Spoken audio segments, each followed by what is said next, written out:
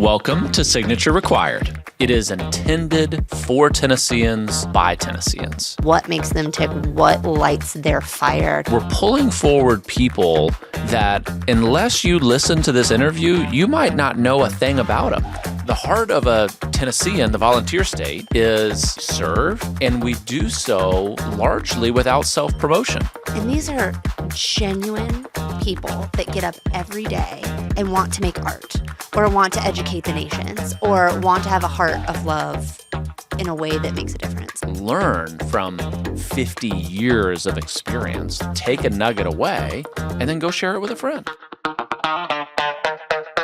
Melissa Trevathan, founder of Daystar Counseling Ministries, welcome to Signature Required. I love being here, and you said my name just perfect.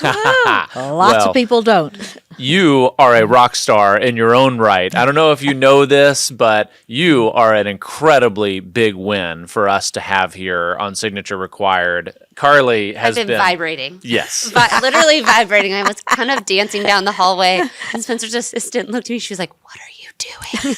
I'm sorry. I'm just so excited today. Oh, well, thank you. I can't imagine, but thank you. For people that don't know you, they are in for a real treat in learning your story and how much you are impacting lives for decades and decades in Tennessee, and a lot more than that. You've written an author. I mean, it's so much stuff. So we're going to unpack all of that today. But for those that have never heard of Daystar, tell us a little bit about what your mission has been over some 40 years. Really, we are approaching our 40th year. I started Daystar in 85, and my heart at that point was to have a safe place where kids could come and where they could talk about what was going on inside of them. And so Daystar is counseling. It's all about relationship. It's groups, and then in the summer we have a camp called Hopetown that we go to. And you started, maybe it's folklore, but you can tell us a little bit. You were working in a local private Christian school when you were really thinking through this dream. Mm-hmm. And the folklore says that you kind of took every resource you had and took the leap very entrepreneurially to create Daystar. What was that like? You know, the good thing is I was younger and a little impulsive, and I could call it faith, but it goes both ways there, I think. But it was so exciting. I had worked in Nashville in a church and in the school, and so I had a lot of support, a lot of folks that were really encouraging me to go forth with Daystar for this counseling. You're also an author, so tell us about some of what you have written, because I think these things go very hand in hand. I am an author, thank goodness for Sissy Goff and David Thomas. They make me sound a lot better than I am, but I'm the kind of, Sissy and I will laugh sometimes, where it takes me so long to sit down and start to write. I have to have chocolate, the right outfit, the right chair.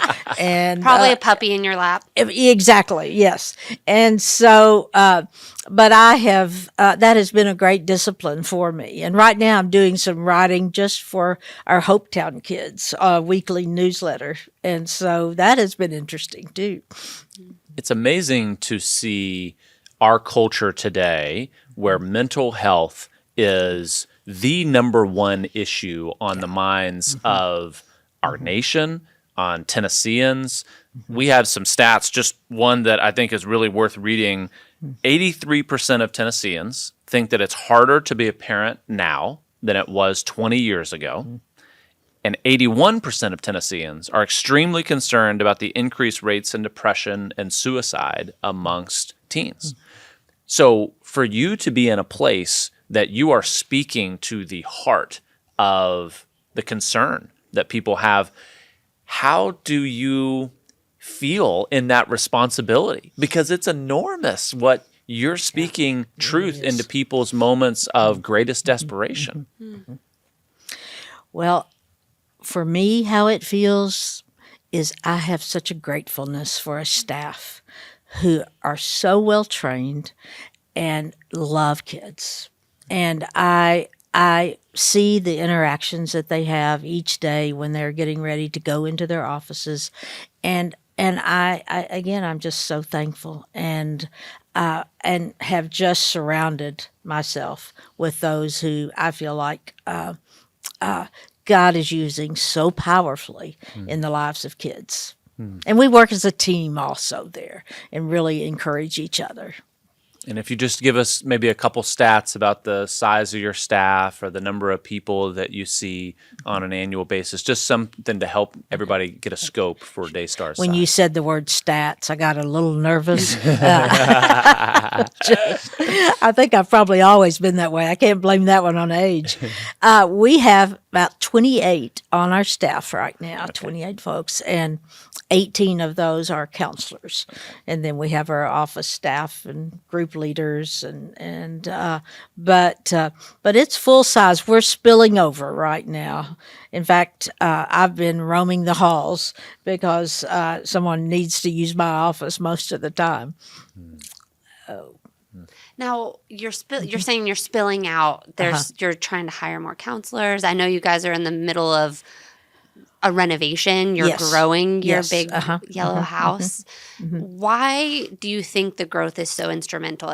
Is it part probably because you guys are phenomenal at what you do, but is it in part to some of these stats that Spence just quoted about the need in the area? Yeah. I think it's definitely the need that is here, that the anxiety levels among the kids has so increased, and as you said, the depression, and I think that's huge. But it seems like it's always been that, and I think with the Covenant shooting that has also really increased our load there, and so we have hired new staff and last year, and so we just don't have a place for them sometimes, but everyone's very flexible with that. But I do feel like counseling groups, kids are ready and willing and so responsive. It is amazing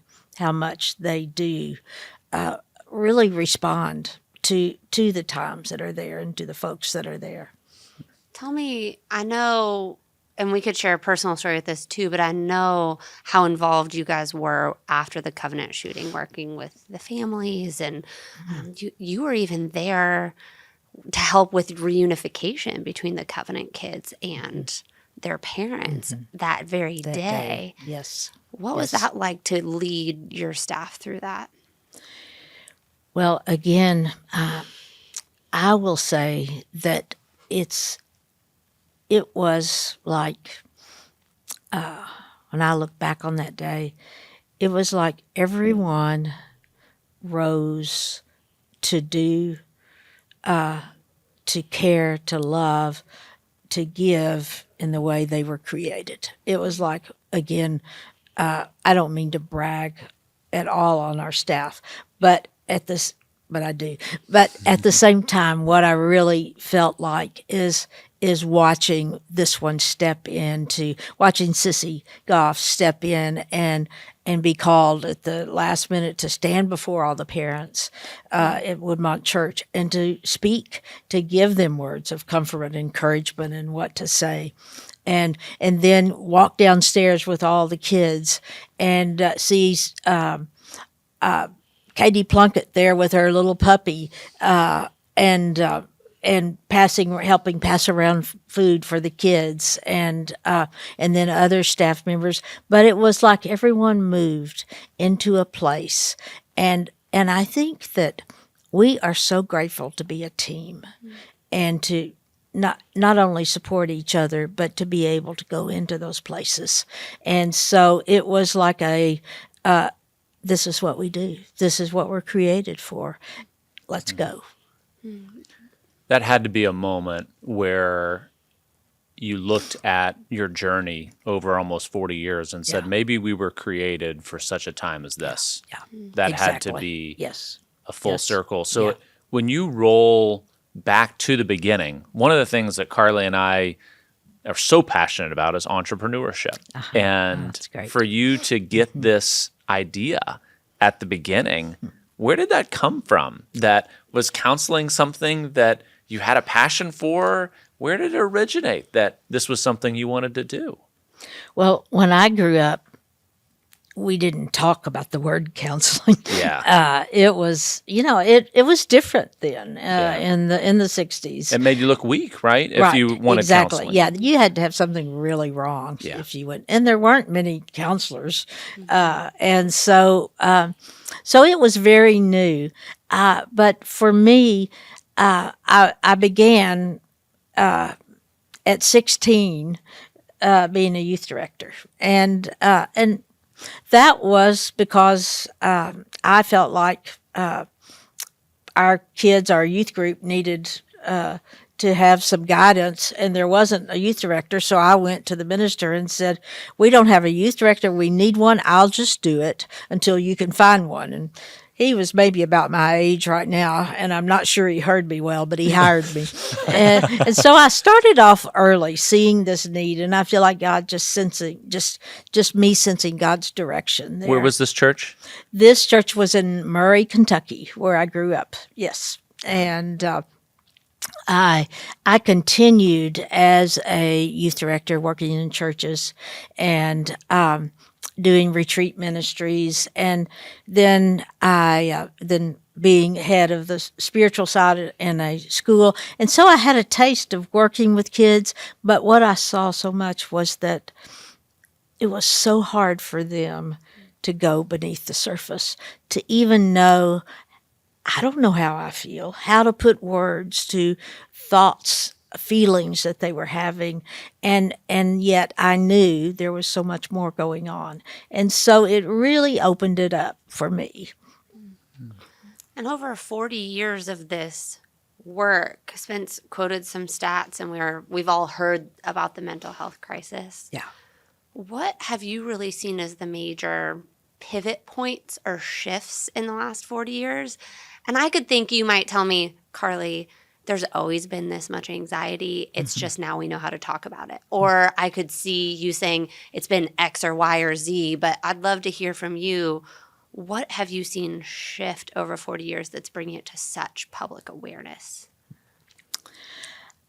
I would say that when I first started 40 years ago, my focus was with teenagers, and really thinking they were the ones that would be coming in, that Daystar would be focused on working with these teens. And since then, we have really moved younger, much younger, and at 5 years old, and I think, and we have more kids coming in at a younger age now, and I think that I see that shift, that the anxiety is starting much earlier, the awareness there of that. My child has such fear or social anxiety or whatever it may be. And so beginning early, that has certainly been a shift. And I think with parents also, we have a lot of parent consults, and where just the parents can come in and talk. And so I see that we spend a lot more time there with the parents and helping. When you put your entrepreneurial hat on and you look at where you're at today, you've got a business that's overflowing. You have outgrown your space, as you already talked about. You're giving up your office. You are hiring staff. I think the wait list for people to be able to get in to see someone at Daystar is meaningful. And if people thought that they could get in, there'd probably be another wait list beyond that. So when you examine your calling that you have served over 40 years, how do you weigh whether you are to expand, whether you're to replicate this in other parts of the state? How do you think through that responsibility? Have you been listening to some of our conversations, our board meetings and all? Those are ongoing conversations, as they should be. And I think we are constantly looking at how we can give. When I first started Daystar, I went to 2 or 3 people that I really respected here in Nashville, and one of them said, "Melissa, ask yourself a couple of questions. One, is anyone else doing it? And could they? Could they do it?" And so I ask a lot, what in our community is being done that we don't need to duplicate?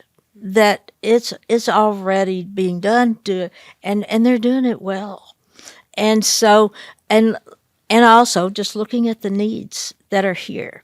And so I am so excited always about the flexibility that we have as an organization, as a ministry, that our board allows us to have, to say, hey, we're offering soup nights.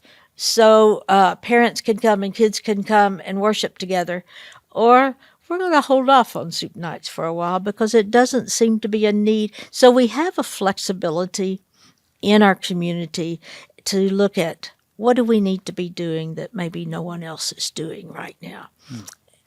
Maybe you can speak to that a little more, because in the business lens that I have, I look at the ultimate product that you offer in counseling and meeting with families.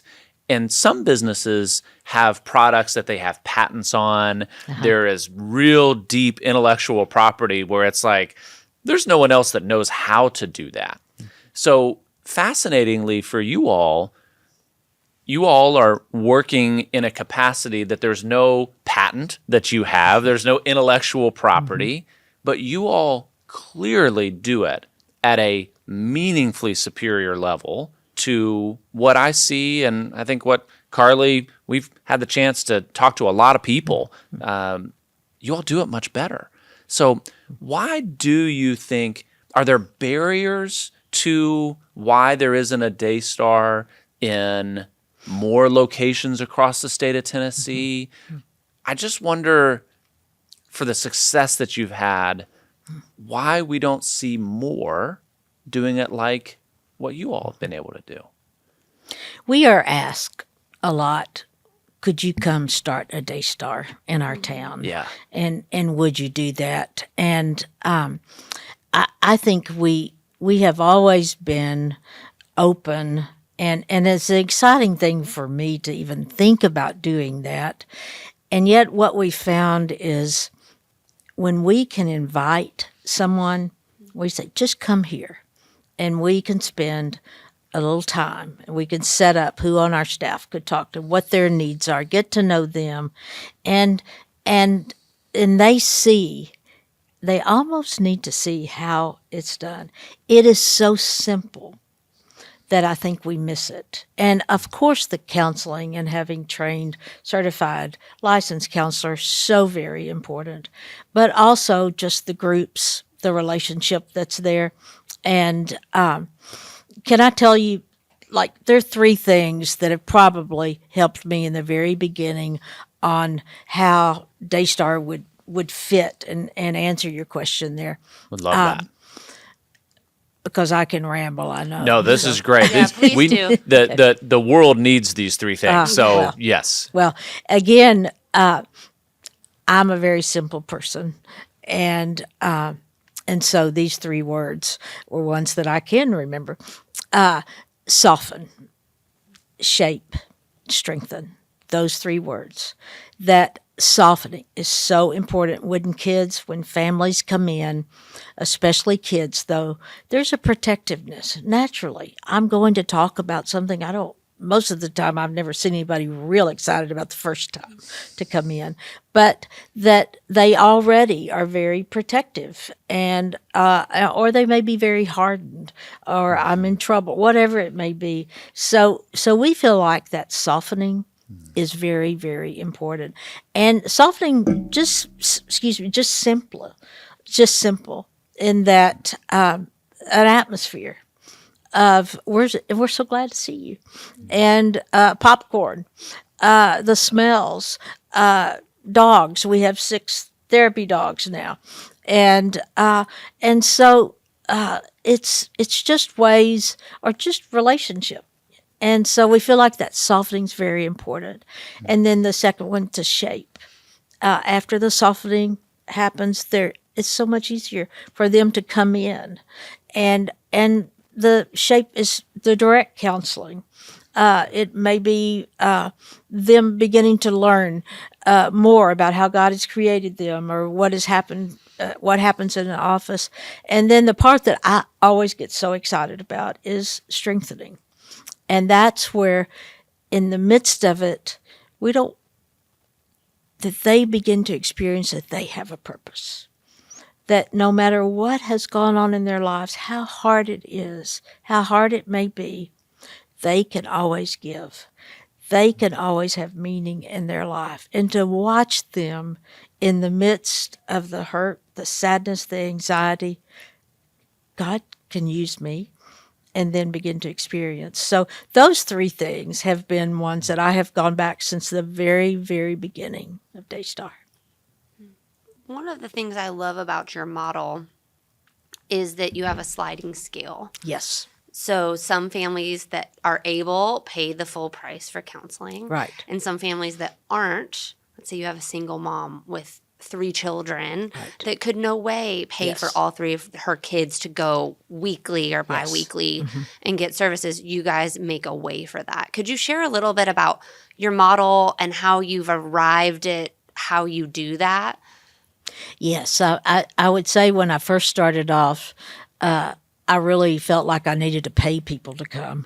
And so I've come a long way, at least. Our first big thing we ever did, we did pay people to come. So, Yeah. so I can That's very totally familiar. relate. Yeah. Okay, good. Good.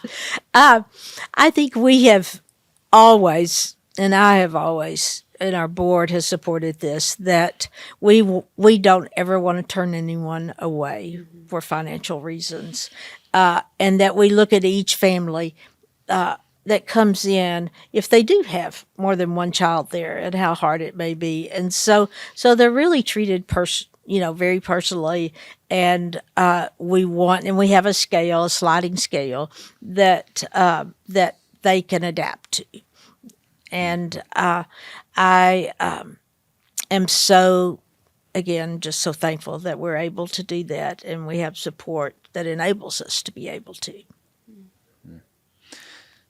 Melissa, one thing that you mentioned earlier was a stigma that has existed in American culture to say that if you get counseling, you are weak, you are inferior in some way, that there's something to be ashamed of related to counseling.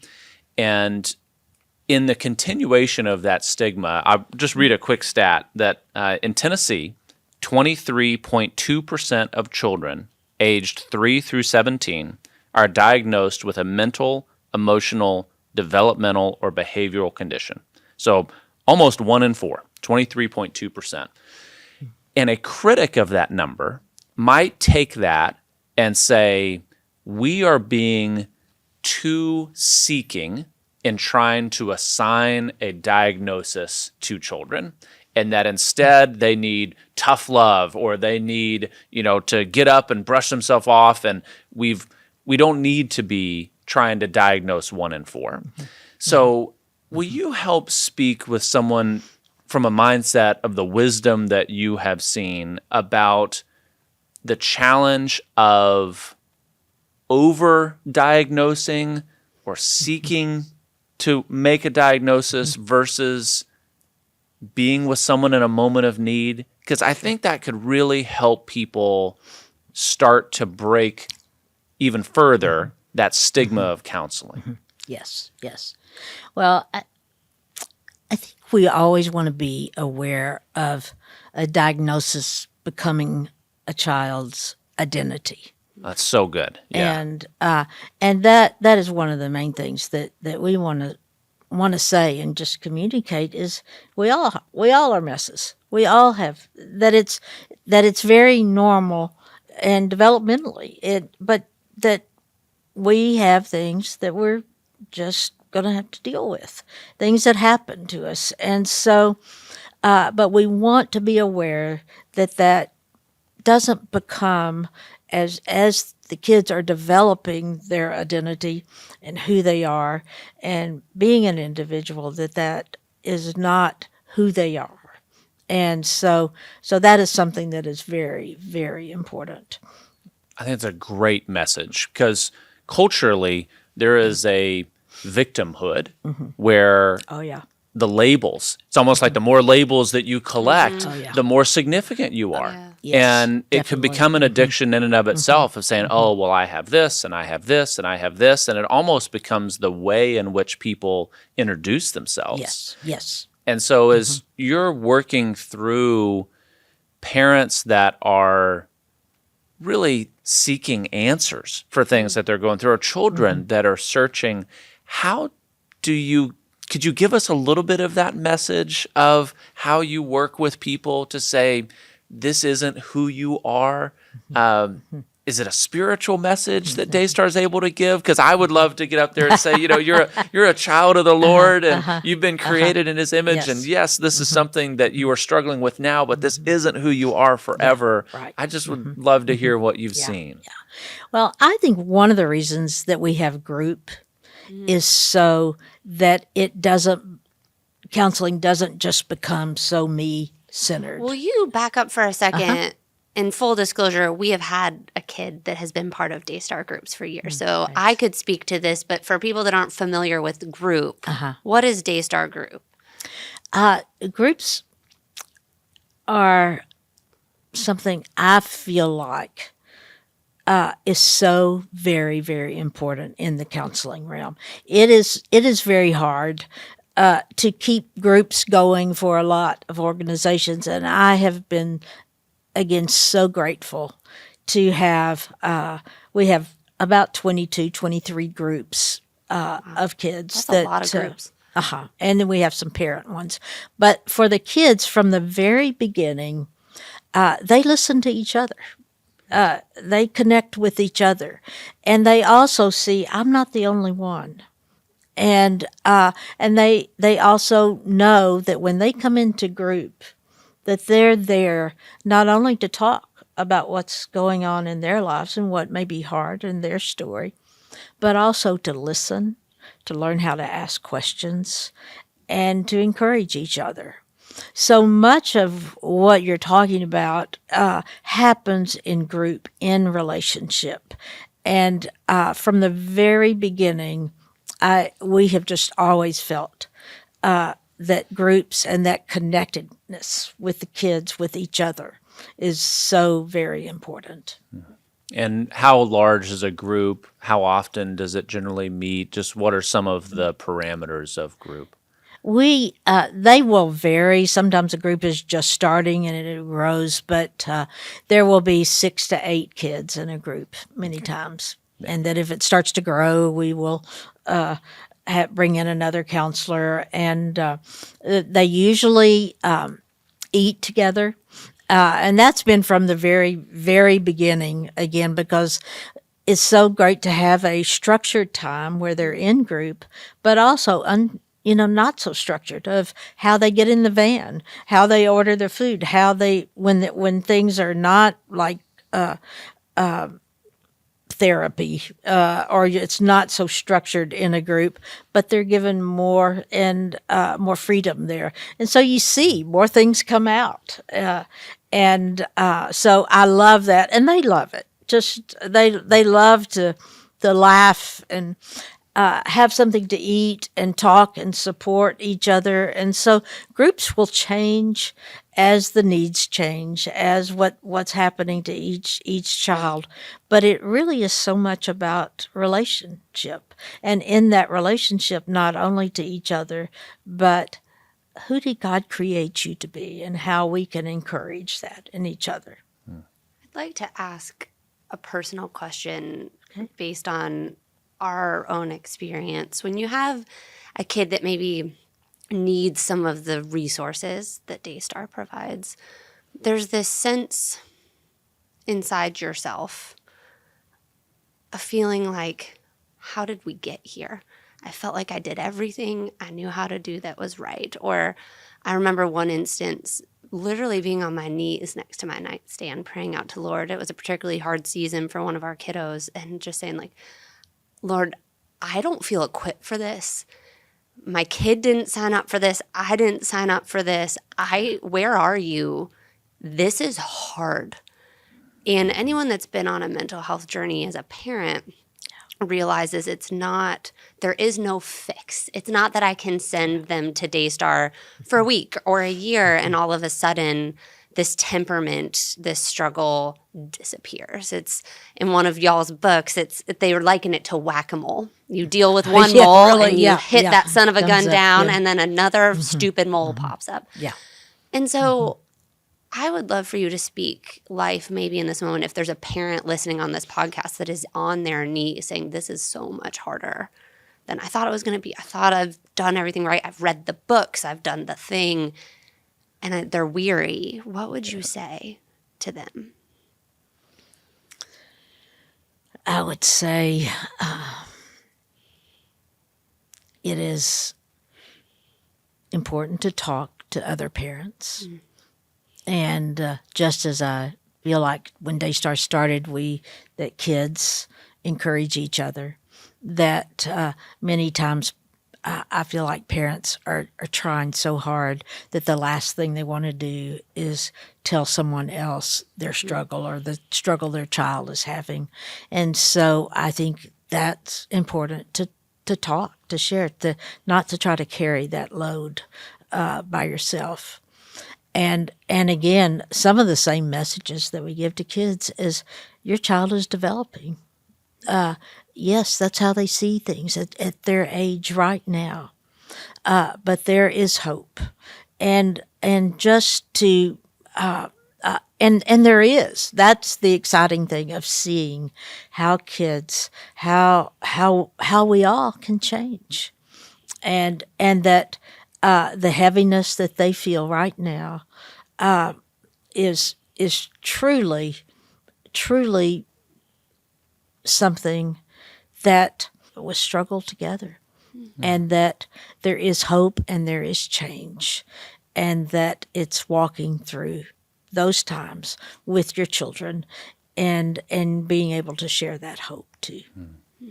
Because what I hear you guys saying is, I think we work so hard to destigmatize having a need for help and getting help for kids that I think as caregivers, sometimes we still feel like we're shouldering the stigma for our whole family. So we don't talk about it. We don't say, hey, my kid is having a hard time, but that's really hard for me too. Right. So we carry the stigma for them almost as a badge of honor.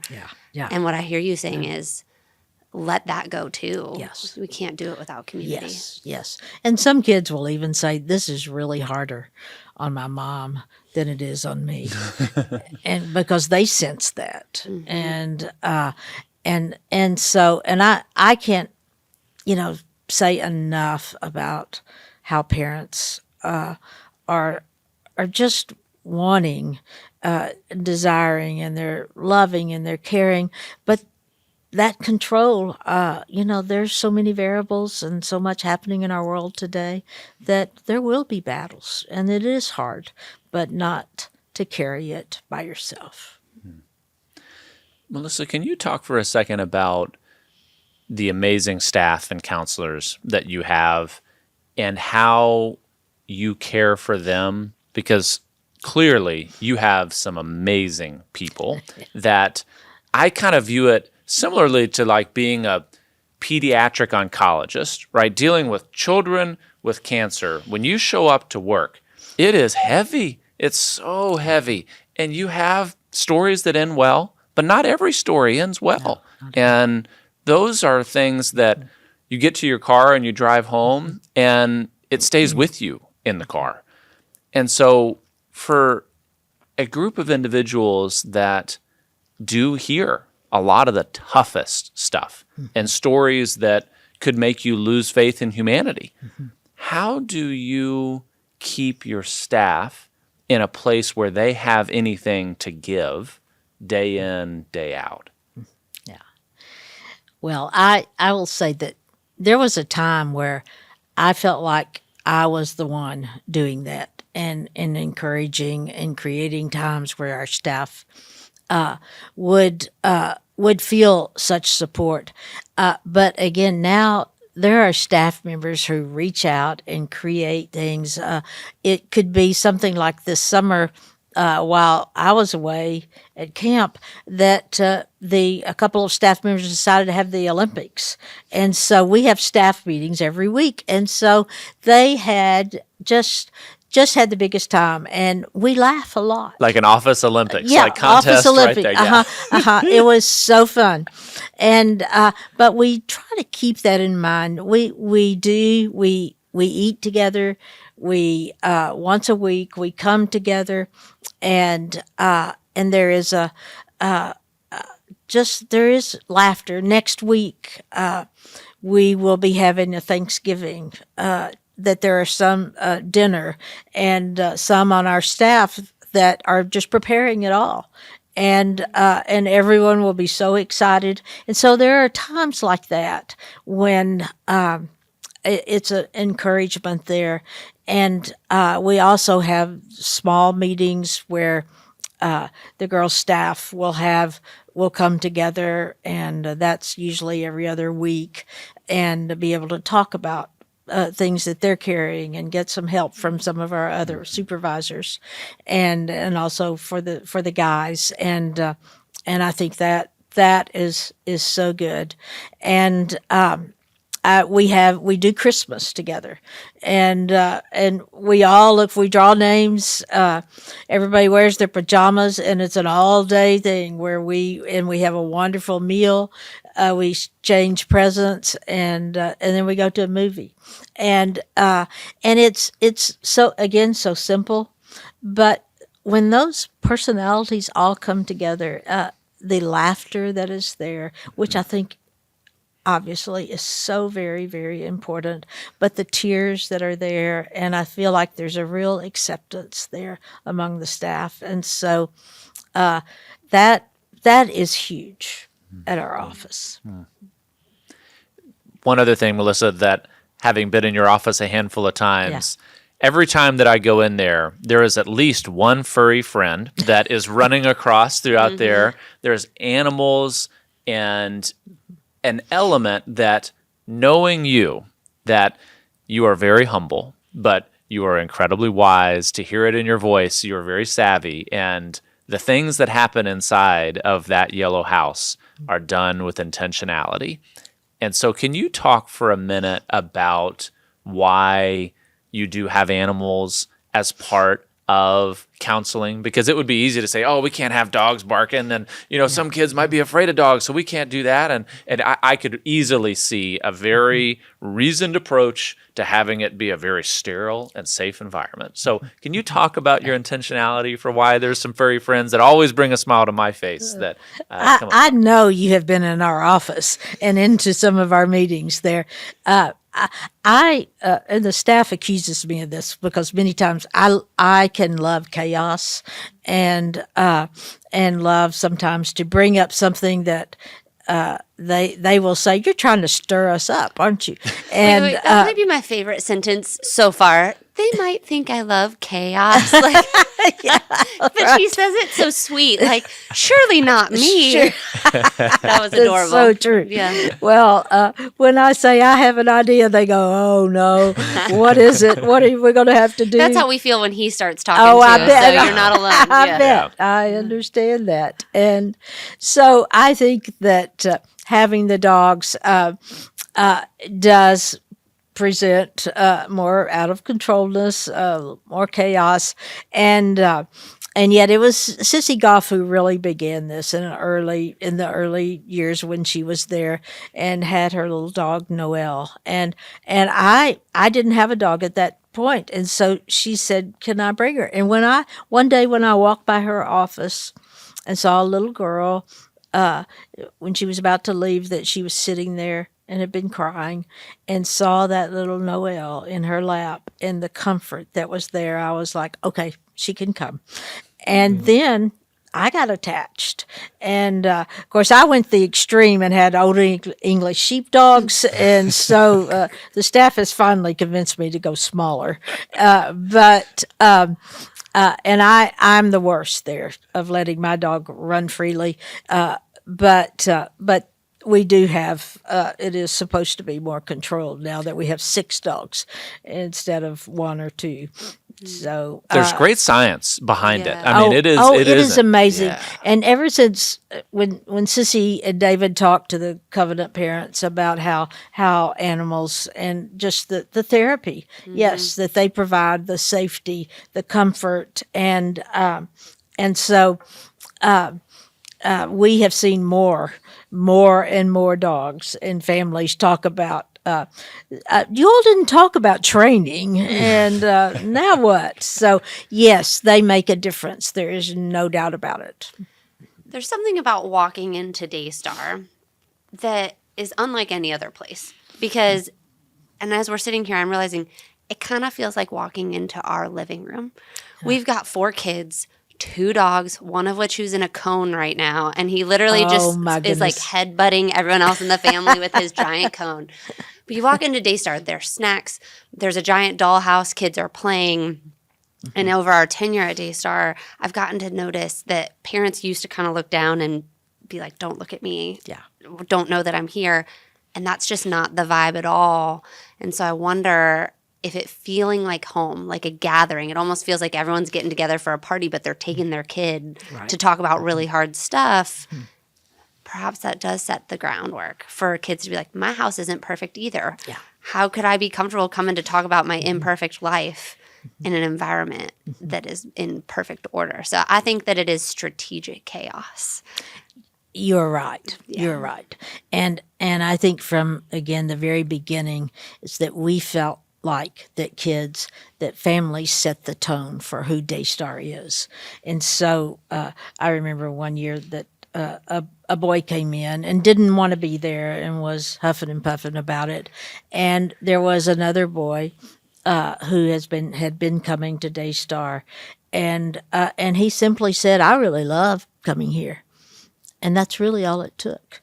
And it was, and I think that having that, and not everyone would say that. I don't want to make it sound like perfection there, but I do feel like that there's a sense of acceptance and, hey, we're in this together, and that encouragement with each other that is not so sterile. And I have always felt like in our counseling and groups and whatever we're doing, that I wanted the kids to feel like whatever is happening in their lives, that, or whatever is not happening, if they're not in the midst of a deep crisis, that what they learn at Daystar, what they may experience, that can be just as important as when they go to lunch at school, and where they sit, or if they don't have a seat. And so that it is practical in that way, too, is so very, very important. Melissa, I always love sitting with somebody that has dedicated a meaningful portion of their life to one thing. And you are an amazing picture of that, because you have impacted the lives, without exaggeration, of tens of thousands of people, families that have been given hope when they probably wouldn't have gotten it from other places. And so when you think about your legacy, that you have spent so much time, how would you charge Daystar and others that maybe have a similar aspiration to honor what you have given so much of your life towards? How can they best do that? If you would be able to look back on this 40 years from now and you saw a Daystar that looked like X or Y or Z, what would they be doing in order to best honor your legacy and what you've done for this community?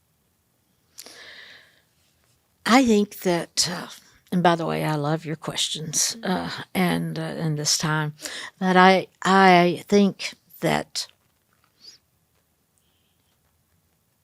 there is a point in counseling and helping kids and being involved in painful situations each day, that that each person has to believe they are called, that God has said, I want you to give to kids. I've gifted you there. And I do feel like that is so very important. And it doesn't look the same with anyone, but that they feel like this is bigger than a job. That this is something I'm called to love and to care and to offer whatever help I can give, and that it's just much bigger than us having a job. If it's a job, they don't last long. I'd like to ask, before we wrap up, too, if you had a magic wand and you had this megaphone that you could talk to every family in Tennessee and you could tell them one thing they needed to know, whether it be about mental health and youth, about them and their mental health, or about what Daystar is doing, what do you wish everybody knew that you, from your place of being a servant leader in this space for so long, that you maybe know intuitively that most people don't? Well, in my simplicity, I think that we complicate things so much. And I think that I would continue to encourage parents to play, to laugh, to smile, and not to feel like they have to be so in control of their child. And I think play is a ministry in itself to your kids, and just that sense of enjoyment. And I think that I could just go on. It's so hard to, because I think about so many things. That's the first thing that just comes to my mind. When I get in my car to leave, I will think of several more. But I think that relational part is what is going to last with kids, is a relationship that's there. And I would just say, no, in the midst of the hardness, enjoy, play.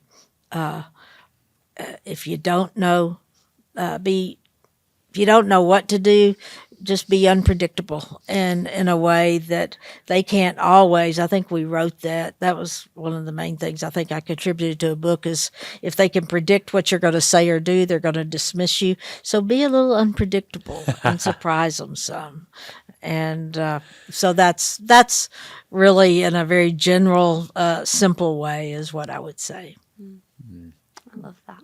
I appreciate that answer a lot. And I also love that your vision is so rooted in your team, in that the answer to the legacy question could have been, you know what, Spencer, I wish we'd have 20 locations or 50 locations, or that we'd have a presence nationwide. And that wasn't your answer at all. It was to say, I'm totally okay being in our little corner of Berry Hill.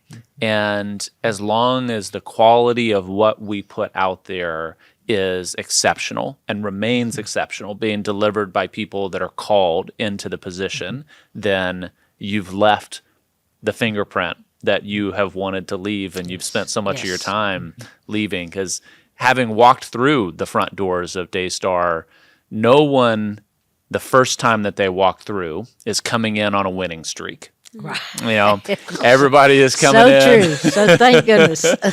And that message of softening that you give is something that, for Carli and I, we have experienced it firsthand. And we know from seeing the families and hearing the stories that you do that consistently and with excellence. And so it is such a privilege to have you here today and to help provide, not that there aren't a ton of people that already could sing Daystar's praises, but for those that haven't, you all provide a great model for what making a big kingdom impact is all about. So thank you. That means so much. You all are so encouraging, and I will pass your questions and your encouragement on to our staff.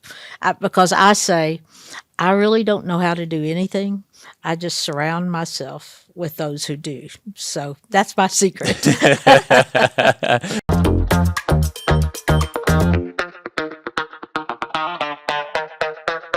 So Melissa Trevathan with Daystar, what an amazing lady. So when we started this podcast, when I was able to come on, I was starting to tell the team, please, can we get someone from Daystar, please? And Melissa, what a gift. I mean, she is the OG. She started that. She noticed a need for mental health care in Middle Tennessee and started it almost 40 years ago. I mean, she really was ahead of her time. And it's easy to look like an overnight success. They're expanding and hiring. But she laid the groundwork for the last 40 years to be in the place when the need came. And I just think that speaks to her leadership and to what they do.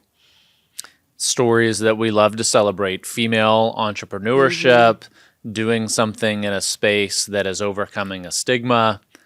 And she's brought it now to it's mainstream and okay to say, I need to talk to somebody and I need some help here.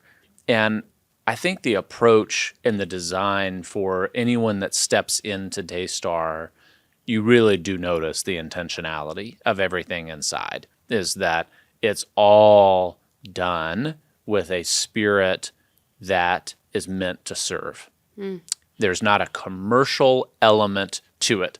And sometimes as a business leader, when I see a business growing and then overflowing at the seams and they can't handle more people, the building is too small for how many people they could be serving. Yeah. I just see like, they should charge more, or they should build a building, or they should hire more people. And that's just not her calling. Her calling is to serve with excellence a community that she understands really well. And I love the authenticity and the comfort in her own skin of saying, this is what we do, and we're going to do it really well. I could be such a fangirl and just come up and be like, oh, Daystar, Daystar.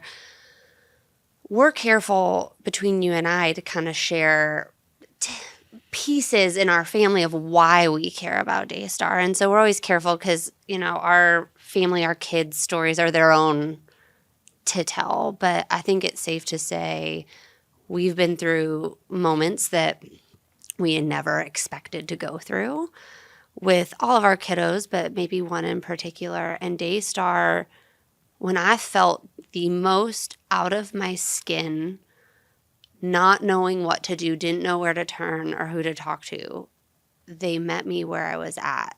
And we talk about, we said multiple times, they give hope and a future, and that's a beautiful thing to say, but I can sit here and say, like, in that moment, they gave me hope when I didn't think there was any.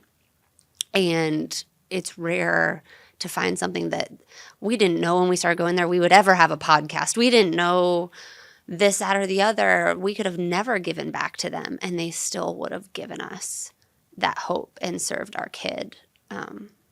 And so I think that's why I was just so excited to have her on today. For me too, seeing someone that has devoted 40 years of their life to something is so culturally rare. I mean, career-wise, we're taught that if you're anywhere for more than 3 to 5 years, you should be making moves. And you've got to be showing upward mobility and going to the place that you can be paid the most or the biggest influence. And so when we have the occasion, and we've had a couple of them now, to sit across from somebody that has dedicated 40 years of their life to something, that is a mastery that there is immense educational value to just be quiet and listen and say, teach me what you have learned in this space, because you will forget more than I will ever know about that industry.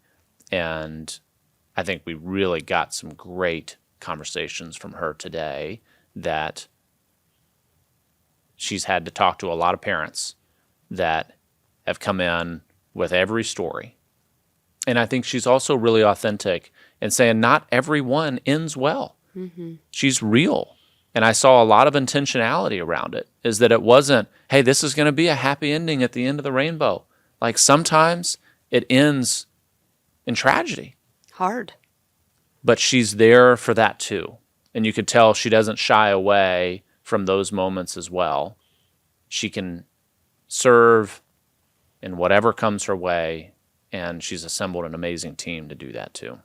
I don't know what it is about today, but everyone's trying to look like an expert, right? Everyone's trying to tout their credentials and look like the person, the voice that you should listen to. And there's something about Melissa. She was just like, I just had to keep it really simple so I'd remember it. And she let her service speak for itself, and that has elevated her. I would bet you she has never once been like, you know what I want to do is go on a publicity tour for one of my books. Like she wants to drive to Hopetown and start getting ready for next year's camp with her pup, right? And just that upside down way of the universe that the Lord has just wired it, that those who serve stand above the rest.